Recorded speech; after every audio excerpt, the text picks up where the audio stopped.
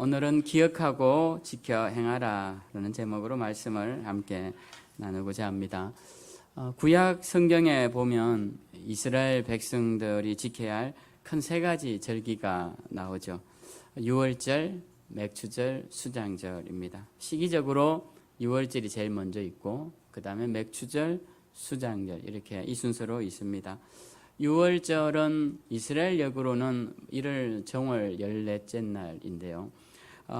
이 유월절은 오늘날로 치면 우리의 부활절하고 굉장히 의미가 비슷합니다. 이스라엘 백성들에게는 광복절 같은 날이지만 그들이 애굽에서 구원을 받아서 하나님의 백성으로 온전히 세워지는 그때를 기억하는 날이기 때문에 우리에게도 예수님의 십자가의 은혜로 세상의 죄인에서 하나님의 백성이 되는 그 주님의 은혜를 생각하는 부활절과 굉장히 의미가 유사하고 그 다음에 시기적으로도 굉장히 비슷합니다. 유월절과 부활절 시기적으로 굉장히 유사합니다. 그리고 이제 맨 마지막에 있는 수장절이는 우리가 한자로는 거둘 숫자, 저장할 장자를 써서 수장절이라고 하는데 모든 것을 다 곡식을 거두는 그 시기에 그 거둔 것을 하나님께 감사드리는 절기가 수장절. 오늘날로 치면 추수감사절하고 비슷하다. 이렇게 보시면 되겠습니다. 근데 오늘 이 맥추절, 이 유월절과 수장절 중간에 있는 이 맥추절, 이 절기는 뭐냐? 이스라엘 백성들이 성인이 되면 꼭 이 세 절기는 예루살렘 성전으로 나아가야 합니다. 멀리 있어도. 그만큼 중요한 절기인데 이 세 번째 우리가 살펴보는 이 맥추절은 성경에 보면 77절이라고 오늘 본문에도 나오죠. 이 왜 77절이냐 하면 유월절로부터 일주일이 7일이죠. 그 7일이 7주 지난다 해서 77절입니다. 그럼 77절 다음이 50일째가 되는 날이죠. 그래서 50을 뜻하는 오순절, 수는 열순자를 말해서 오순절이라고도 불리는 절기입니다. 그러니까 이것은 유월절로부터 시기가 며칠 지났느냐를 보여주는 그런 표시가 77절 오순절인데요. 이때 보리와 또 밀을 거둔다고 해서 맥추절이라고도 불리는 절기가 오늘 우리가 지키고 있는 이 맥추절기입니다. 요즘은 현대에서는 이 맥추절을 어떤 교단에서는 성령 강림절로 지키기도 합니다. 그래서 이 오순절에 성령께서 임재하신 것을 기억해서 성령 강림절 이렇게도 하고 뭐 여러 가지 절기들이 있는데요. 뭐 대강림절도 있죠. 예수님이 오실 때를 대강림절. 그리고 사순절 뭐 이런 절기가 있는데 우리 침례 교단은요. 이 절기에 그렇게 엄격하지가 않습니다. 침례 교단은 여러분들이 뭐 같이 저랑 신앙생활 하시면서 아시겠지만 무슨 특별한 절기를 많이 하지 않죠. 그냥 우리가 보편적으로 하는 절기들을 많이 하는데 그렇게 하는 이유가 우리 침례 교단은 종교개혁 이후에 가톨릭에서 나올 때 이 교리와 교의 그리고 신조와 그리고 성례 이런 것에 대한 굉장한 어떤 반발심을 가지고 나왔습니다. 그래서 침례교단은 여러분들이 뭐 보시면 아시겠지만 사순절도 우리가 거의 지키지 않고요. 뭐 대강림절 이런 것도 없습니다. 그리고 성령 강림절도 없고 무슨 절 이렇게 들어가는 거라고는 우리가 지키는 아주 간단한 것들 다 지키는 그런 절기들밖에 없습니다. 이 교단들 중에서 가톨릭과 유사한 교단일수록 성례전이 많습니다. 예를 들면 성공회라든지 그리고 장로교라든지 감리교라든지 이렇게 가톨릭의 어떤 부분들을 많이 수용하고 수용한다기보다 거기서 나왔으니까 많이 못 떨쳐버린 그런 교단들이 이제 그런 부분들에서 여전히 많이 남아 있죠. 그리고 성례전 중에 대표적인 우리가 성찬 의식도 교단마다 성찬에 대한 의미가 다릅니다. 그래서 가장 화채설을 주장하는 가톨릭에서 성령 강림설을 주장하는 장로교 그리고 기념설을 주장하는 침례교 이렇게 해서 성찬도 가톨릭은 이것이 우리가 성찬을 받아드는 순간 예수님의 살로 진짜 변한다라고 믿는 게 가톨릭적 신앙이고요. 그리고 장로교나 이런 교단에서는 이 떡이 이 순간 성령께서 임하셔서 특별한 떡이 된다라고 믿는 것입니다. 근데 우리 침례교단은 이거는 그냥 하나의 떡에 불과하고 예수님의 살을 기념한다라는 그런 기념서를 주장하죠. 그래서 교단마다 조금씩 다른데 우리 침례교단은 특별히 지키는 절기가 많지 않습니다. 그 중에서 이제 보편적인 절기 중에 하나인 이 맥추절은 지키게 되는데요. 이 맥추절은 오늘날 어떤 의미로 많이 바뀌었냐면은 반년이 지나가는 시점, 그리고 반년이 시작되는 그 시점에서 지나간 반년을 돌아보고 또 앞으로 남은 반년을 계획하는 시간, 그 시간적 의미로 맥추절을 많이 지키고 있다. 왜냐하면 보리를 거둔다거나 뭐 이런 것은 이제 의미가 약하고, 그리고 칠칠절이나 오순절 같은 시간 개념으로도 우리가 크게 의미가 없고, 그래서 이 맥추절은 또 성령 강림절도 이때뿐만 아니라 특별히 다른 날도 많이 강조하니까 이 날을 그냥 반년의 중간 지점으로 생각해서 감사의 절기로 지금 지키고 있습니다. 오늘 말씀에 보면 맥추절을 그럼 우리가 어떻게 지켜야 하는가 말씀의 내용이 나오는데, 맥추절이 되면 해야 할 일들이 오늘 분명하게 드러나는 것이 세 가지가 나옵니다. 오늘 본문 10절에 보면 내 하나님 여호와 앞에서 칠칠절을 지킬 때 여호와께서 내게 복을 주신 대로 내 힘을 헤아려 자원하는 예물을 드려라 라고 되어 있습니다. 그래서 이 절기 때는 이스라엘 백성들이 항상 예물을 드렸습니다. 그들이 키우는 어떤 재산 상황에 맞게끔 소나 양이나 또 어려운 사람들은 작은 짐승을 가져와서 비둘기나 이런 것들로 하나님 앞에 예물을 드렸어야 했습니다. 그래서 이 맥추절에도 힘을 다하여서 자원하는 예물을 드려라 라고 되어 있습니다. 그런데 오늘날 우리는 주일날 항상 예물을 드리죠. 주일 헌금도 드리고 또 수입이 있으면 11조도 드리고 또 감사한 일이 있으면 감사 헌금도 드리고, 그렇게 해서 예물을 드리기 때문에 오늘 맥추절을 맞이해서 예물을 드리라라는 의미는 사실 그 의미가 약합니다. 그러면 오늘 이 말씀에 있어서 중요한 포인트는 뭐냐? 그것은 내게 복을 주신 대로 네 힘을 헤아려라는 말씀이에요. 그러니까 여호와께서 내게 복을 주신 것이 무엇인지를 잘 헤아리는 것, 그것이 중요하다라는 것입니다. 그래서 맥추절이 되면 우리는 무엇을 해야 되는가? 첫 번째, 우리는 내게 주신 복이 어떤 것이었는가를 한번 세워보고 되돌아보는 시간을 가져야 합니다. 여러분에게 주신 복이 어떤 것이 있습니까? 하나님은 여러분에게 어떤 복을 주셨습니까? 한번 여쭤볼까요? 전 집사님, 어떤 복을 주셨어요, 하나님이? 네. 하나님이 복을 많이 주셨죠. 많이 주셨는데 오늘 일부 예배 때 어떤 분에게 여쭤봤더니 복을 많이 주셨다고. 그래서 제가 봐도 많이 주신 것 같다고 그렇게 이야기를 하면서 함께 웃었습니다. 하나님이 우리에게 복을 주신 게 많죠. 어떤 분에게는 가정을 주시고, 어떤 분에게는 자녀도 주시고, 또 어떤 분에게는 넉넉한 물질도 주시고. 저는 이렇게 비 온 뒤에 청명한 하늘을 보면 참 볼 때마다 하나님께 감사드려요. 이렇게 맑은 하늘, 깨끗한 공기를 들이킬 수 있는 건강을 주시고 이 좋은 환경을 주신 하나님께 너무 감사하고 감사한 마음이 저절로 우러나옵니다. 저는 이 외에도 많은 감사가 있는데 여러분들에게도 여러분들 자신만의 특별한 감사의 축복들이 있을 것이라 생각합니다. 그러면 이 맥추절이 되면 그것을 한번 생각해 봐야 한다는 것이죠.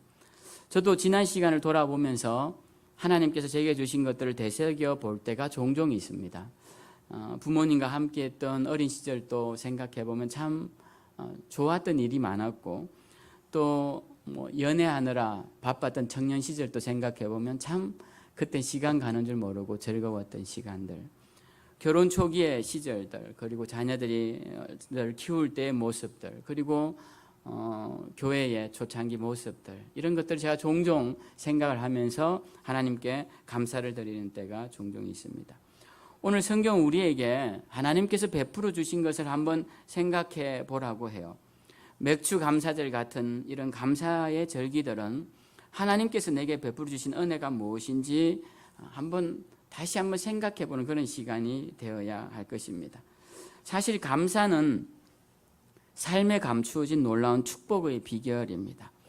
우리가 부부 간에도 이렇게 남편과 아내를 바라보다가 때로는 미울 때도 있고 서운할 때도 있지만 한번 생각을 해보면 그때 참 저 사람 때문에 내가 큰 힘을 얻고 고생한 시절 함께 잘 견뎠는데 싶어서 감사한 마음이 들면 부부간에 다시 정이 막 이렇게 회복되는 것을 보게 됩니다. 부모 자녀 간에도 다투다가도 부모님께 섭섭하고 자녀들에게도 서운하다가 또 베풀어 주신 은혜를 생각하면 그 마음이 또 이렇게 회복되고 관계가 회복되는 것을 보게 됩니다. 형제 간에도 또 이웃 간에도 친구 간에도 섭섭한 마음이 들 때 그 사람이 내게 해준 좋았던 일, 기뻤던 일, 받은 은혜, 작은 은혜조차도 생각해 보면 그 미운 마음이 사라지고 그러다 보면 내 얼굴에 그 사람을 대하는 얼굴에 기쁨이 있고 그럼 그 상대방도 나를 좋아하게 되고 그러다 보면 사회성이 더 좋아지고 관계도 더 넓어지면서 그 사람의 삶의 질도 함께 높아지는 것을 보게 됩니다. 근데 반대인 경우는 또 반대로 더 나빠지는 경우도 보게 되죠. 저는 아버지를 모실 때 좋은 일도 많았습니다. 근데 특별히 이제 어려운 일 중에 하나가 아버지가 이제 돌아가시기 한 몇 달 전부터 이제 대변을 이렇게 묻히시고 또 심지어 제가 목욕을 시켜드릴 때도 그 자리에서 대변을 보시고 또 대변 보신 손으로 닦으시고 이렇게 벽을 짚어서 벽이 더러워지고 이런 경우가 왕왕 있었습니다. 제가 이제 목욕을 시켜드리면서 그걸 다 치우고 이제 드는 생각이 나는 우리 애들을 치울 때는 하나도 안 지저분했는데 우리 애들은 제가 기저귀도 그때 제가 큰애 키울 때는 직장이 없었기 때문에 애를 돌보고 있었습니다. 그래서 기저귀 갈고 심지어는 대변이 묻은 엉덩이를 제가 다 손으로 씻겨주고 그 물로 헹궈주고 다 그렇게 했습니다. 그때 제가 더럽다는 생각을 해본 적이 없어요. 마침 오늘 큰애가 잘 왔네요. 우리 예배에 잘 와서 제가 이 간증을 할 수 있어서 좋습니다. 아무도 지저분한 생각이 들지 않았는데 왜 아버지는 이렇게 내가 막 거부감 들고 속에서 막 짜증이 올라오고 막 얼굴에 화가 나고 막 왜 그럴까 생각을 해봤어요. 그러면서 제가 어릴 때 아버지가 저를 씻겨주시던 일이 기억이 납니다. 어릴 때뿐만 아니라 20대 때 저희 가정에 새어머님이 들어오시고 제가 그때 술을 먹고 온 화장실을 다 토해 놓은 적이 있습니다. 그때 새어머님이 화가 나셔서 저한테 너네 아버지가 아침에 맨손으로 그거 다 치우셨다 그러더라고요. 저한테 그 토해 놓은 거 다. 그게 21살 때 일이네요. 그러니까 그때까지도 아버지의 도움을 받고 그렇게 했는데 나는 왜 그게 그렇게 지저분할까? 그런 마음이 드니까 그때부터 아버지에 대한 그런 것들이 훨씬 이기기가 쉽더라고요. 그리고 아버지를 더 따뜻하게 대해드릴 수 있고 그렇게 할 수 있었습니다. 그러니까 우리가 감사했던 지난 일을 기억해내면 현재의 삶의 어려움을 극복해내는데 훨씬 유익하다라는 것이죠. 그래서 타인과의 관계에서도 마찬가지입니다. 그래서 우리가 이 맥주절뿐만 아니라 우리 그리스도인들의 삶은 늘 감사하는 마음으로 삶을 살아야 합니다. 감사하는 마음으로.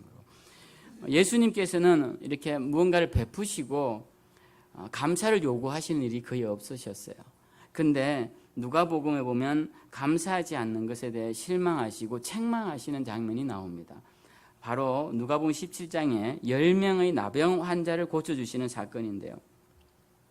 예수님께서 예루살렘으로 가실 때 한 마을에서 나병 환자, 문둥병이죠. 오늘날 한센병이라고 하는 이 나병 환자 10명이 예수님을 멀리 서서 예수님을 향해 소리를 높입니다. 예수 선생님이여 우리를 불쌍히 여기소서.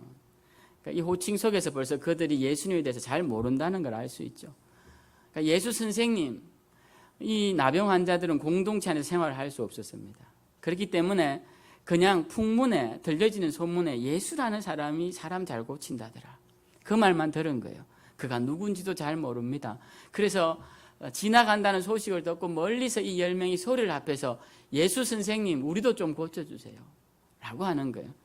그래서 예수님이 그들을 불쌍히 여기시고 그 자리에서 고쳐주시지 않습니다. 이 나병은 반드시 고침을 받았으면 제사장에게 가서 확인을 받아야 자기 가족에게로 돌아갈 수가 있었어요. 그래서 예수님이 너희 몸을 제사장에게 보여보라. 그러니까 이들이 믿음을 가지고 이제 그곳에 가는데 가는 중에 병이 나은 것이죠. 나으니까 10명 중 9명은 다 자기의 길을 가고 한 명 사마리아 사람만 예수님께 돌아와서 예수님께 영광을 올려드립니다.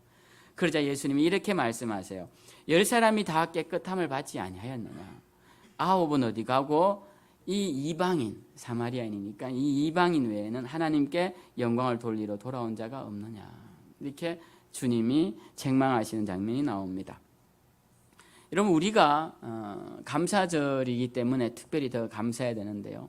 감사는 어떠할 때 나느냐 하면은 우리가 예전에 주님께서 나에게 베풀으신 것들을 기억해낼 때 감사한 마음이 생기는 거죠.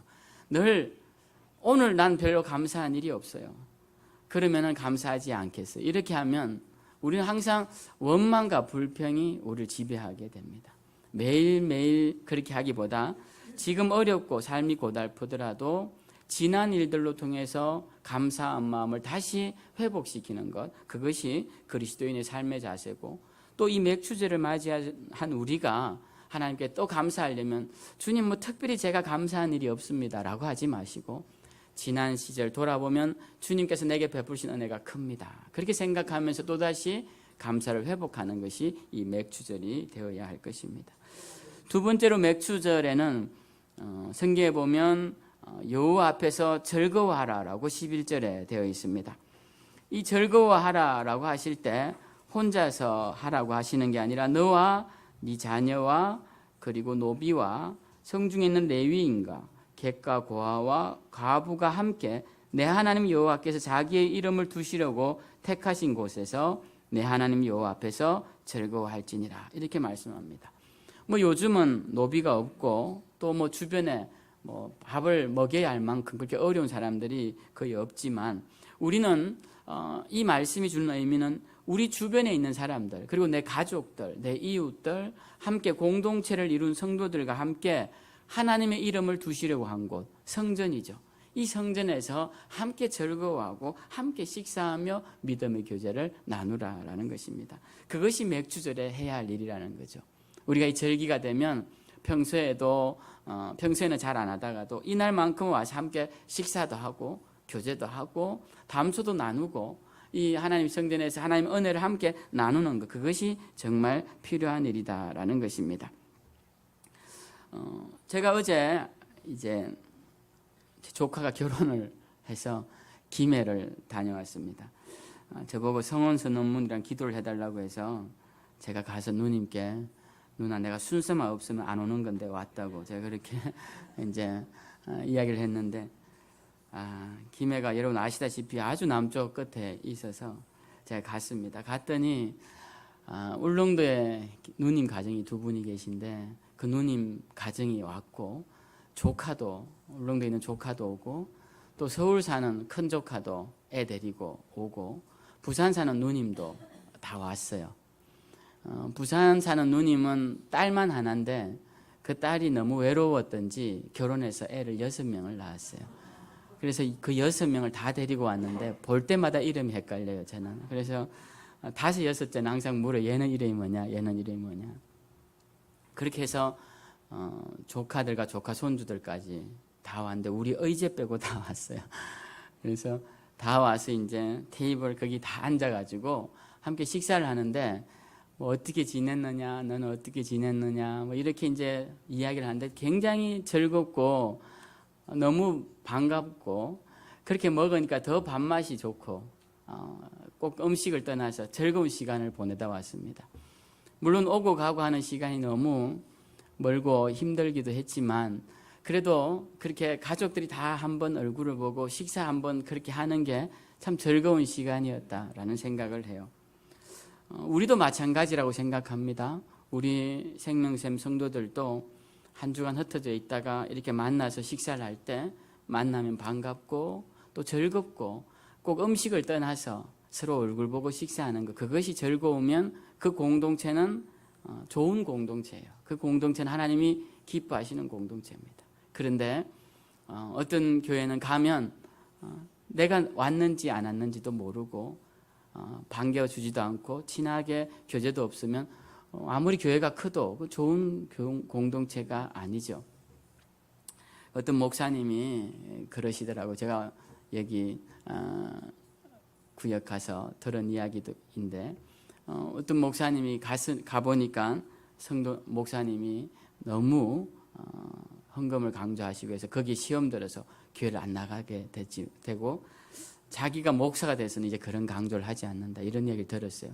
그러니까 사람들이 교회에 와서 마음이 불편해지면 교회를 안 나오게 되는 거죠. 뭘 다른 걸 떠나서 주제를 떠나서 어떤 분은 그런 이야기도 하더라고요. 자기가 교회를 갔는데 아무도 자기를 교회 가자는 이야기를 하지 않더래요. 어떻게 왔냐고 환영을 해주지 않더래요. 그래서 그게 너무 마음에 상했다라는 이야기를 한 적이 있습니다.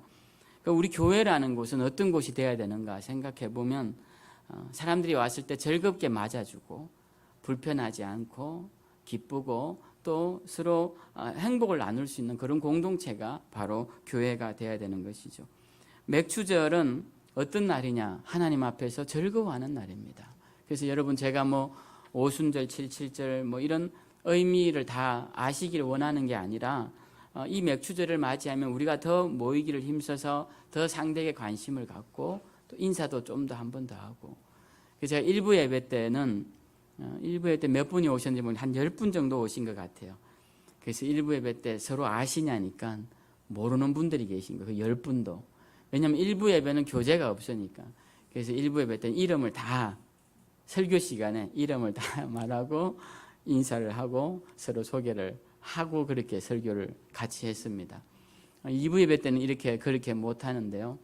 2부 예배 때는 1부 예배보다 많지만 성도 수는 많지만 더 친밀한 부분이 있는 것 같아요. 같이 식사도 하고. 그래서 여러분 우리가 예배 드리는 것이 하나님 앞에 초점을 맞추는 것 중요하죠. 그거 제가 늘 강조하는 거니까 더 강조해도 잘 하실 겁니다. 근데 그것도 중요하지만 또 하나 예배 후에 우리가 교제를 나눌 때도 서로 좀 더 따뜻하게 인사하고 제가 작은 생각에도 기록했지만 우리가 연장자일수록 나이 어린 사람에게 먼저 인사를 하는 게 좋습니다. 인사가 편하잖아요. 누구 왔어? 누구 집사 왔어? 잘 지냈어? 윗사람이 인사해 주면 훨씬 좋습니다. 직분이 더 있는 분들, 예를 들면 장로님들이 성도님들한테 인사하는 게 훨씬 좋습니다. 먼저. 그러면 더 감사하고. 제가 목사지만 언제 여러분들 인사할 때까지 제가 기다리는 거 보셨어요? 전 그러지 않습니다. 그죠? 네. 먼저 인사하는 경우는 어쩔 수 없지만, 제가 제가 먼저 하죠. 또 교회에 오래 나오신 분들이 늦게 나오신 분들에게 먼저 인사를 하는 게 맞습니다. 그렇게 해서 내가 오래되었다 이러지 마시고 그런 분도 안 계시지만 그렇게 할 때 은혜가 더 임하고 더 사랑이 넘치는 거예요. 밑에 사람이 먼저 인사하는 데는 어디입니까, 장로님? 군대입니다, 군대. 군대 윗사람이 밑에 사람 인사하는 거 보셨어요? 혼나죠? 우리 교회는 위에 그리고 더 오래된 분들이 인사를 하는 그런 공동체가 교회인 것이죠. 그래서 그런 맥추절은 바로 이런 서로의 교제가 살아있는 것이 맥추절이다라는 것이고 마지막으로 세 번째 오늘 성경은 맥추절이 되면 우리에게 특별히 기억할 것이 있다고 가르칩니다. 오늘 말씀에는 애굽의 종되었던 것을 기억하라라고 말씀하세요. 사람은 망각의 동물이죠. 잘 잊어버립니다. 그런데 또 잊어버리니까 살기도 해요. 다 기억하면 살기가 어렵습니다. 그러나 이 망각과 싸우면서 잊혀지지 말고 기억되어져야 할 것들이 있죠. 오늘 주님은 뭐라고 하시느냐 하면 12절에 너는 애굽에서 종되었던 것을 기억하고 이 규례를 지켜 행하라 라고 말씀하십니다. 네가 종되었던 것을 기억하라. 우리 한국 사람들은 조선 말기에 종의 신분을 감추기 위해서 족보를 사고 성씨를 개명하고 그랬습니다. 그래서 요즘 사람들이 성씨 가지고 저 사람 노예여서, 종이어서 이렇게 말하는 것은 잘못된 겁니다. 왜냐하면 우리가 대한제국으로 넘어올 때 성실을 계명할 수 있는 기회를 줬어요. 그래서 정말 종인 사람들은 다 성실을 계명했습니다. 그러니까 오늘날 또 성씨가 뭐 나는 저 사람은 상놈 성씨다. 그런 거 없습니다, 여러분. 그런 거 없으니까 성씨로 사람 판단하지 마시고. 근데 우리가 자기의 신분, 종되었던 신분을 바꾸기 위해 족보도 사고 신분도 바꾸죠. 근데 오늘 성경은 우리에게 뭐라고 하시냐면 너희의 신분은 종이다라는 것입니다. 너희 신분 종이다. 우리가 일제 36년 동안 노예 살면서 식민지 국가에 살면서 사람들이 그런 말 해요. 너희 식민지 근성이 남아있다. 36년 됐는데 그러면 400년 동안 노예로 살은 이 애국 이스라엘 사람들은 뭐 종의 근성을 떠나서 신분 자체가 종인 것입니다. 그러니까 이들이 종이었다는 사실을 하나님은 계속 가르쳐 주세요. 너희는 종이었다. 그걸 잊지 마라 라고 말씀을 하십니다. 그러면서 이제 가나안 땅에 들어갈 것인데 그곳에 들어가면 땅도 있고 그리고 곡식도 수확하게 될 것인데 그때 너희가 종되었던 것을 잊지 말고 하나님께 감사하라 라고 말씀을 하고 있습니다. 우리도 마찬가지입니다. 우리가 하나님 앞에 감사를 잊어버릴 때는 우리의 신분을 잊어버릴 때 그런 경우가 많습니다. 우리가 누구였는지, 우리가 어떤 사람이었는지 그 정체성을 잊어버릴 때가 많습니다. 사람들은 조금만 잘 살면 원래부터 잘 살았던 것처럼 생각을 해요. 조금만 높은 자리에 있으면 원래부터 나는 대접받는 자리에 있어야 한다고 생각을 합니다. 그 시간이 길지 않아요. 사람 마음이 변하는 것이. 그렇지만 성경은 우리에게 그러지 말라고 합니다. 우리는 종이었고 누구에게 대접받을 위치에 있는 것이 아니라 늘 대접해야 하는, 높여야 할 위치에 있는 자다라고 우리에게 가르쳐 주십니다. 여러분, 우리가 은혜는 어디에 고일까요? 은혜는 낮은 곳에 고입니다. 은혜는 물처럼 우리의 심령이 낮아질 때 은혜가 임하는 것이에요. 그래서 사람들 높아지면 뭔가 많이 담아낼 수 없어요. 제가 이 설교할 때마다 자주 예를 드는 건데 제가 시장에 가서 어시장에 가서 회를 사면 이 회를 담은 그릇이 회가 이렇게 솟아 있어요. 그래서 그걸 사려고 이렇게 보면 밑에 그릇도 이렇게 솟아 있어요. 그래서 이게 보면 결국은 회 양은 얼마 되지 않습니다. 이제 뭐 한 번 섞지 두 번 섞지는 않죠. 우리의 마음이 이렇게 솟아 있으면 하나님의 은혜를 담을 수 있는 게 굉장히 적습니다. 그러니까 우리는 항상 우리의 신분이 애굽의 종되었던 것을 잊지 말아야 한다라는 것입니다. 저는 우리 성도님들의 삶을 들여다보면 어려운 순간들을 제가 잘 알고 있습니다. 그리고 힘들었던 순간들을 잘 알고 있어요. 어떤 경우는 들어서 알고 있고 어떤 경우는 직접 봐서 알고 있고 그런 걸 볼 때 참 힘들고 고통스러운 시간 잘 지내왔다. 그런 생각을 할 때가 있습니다. 그렇지만 그 어려웠던 순간을 잊어버리면 안 돼요. 잊어버리고 내가 지금 평안하다고 예전도 평안했던 것처럼 잊어버리는 순간 우리에겐 감사가 사라져버리고 맙니다. 제가 기억하라라고 말씀을 드렸더니 어떤 분들은 옛날이 좋았다라고 옛날을 기억하시는 분들이 있는데 그렇게 기억하라는 말씀이 아니고 정말 옛날에 어려웠던 순간을 통하여서 하나님께 감사하는 그런 자세가 되어야 할 것입니다. 오늘 말씀 하나 묵상하고 이제 말씀을 마칠 텐데요. 신명기 8장 말씀입니다. 신명기 8장 11절, 14절 말씀 우리가 한번 찾아보죠. 여기 앞으로 넘기면 되는데 신명기 8장 11절부터 14절 말씀을 우리가 함께 읽겠습니다. 11절부터 14절 한 절씩 교독으로 읽겠습니다. 제가 먼저 읽겠습니다. 내가 오늘 내게 명하는 여호와의 명령과 법도와 규례를 지키지 아니하고 내 하나님 여호와를 잊어버리지 않도록 삼갈지어다.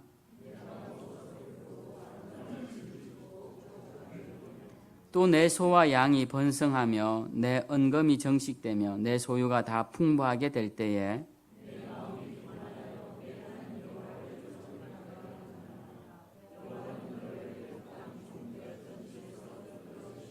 네, 오늘 말씀에 보면 하나님이 몇 번, 두 번이나 너희가 나를 잊어버릴까 염려하노라 라는 말씀을 합니다.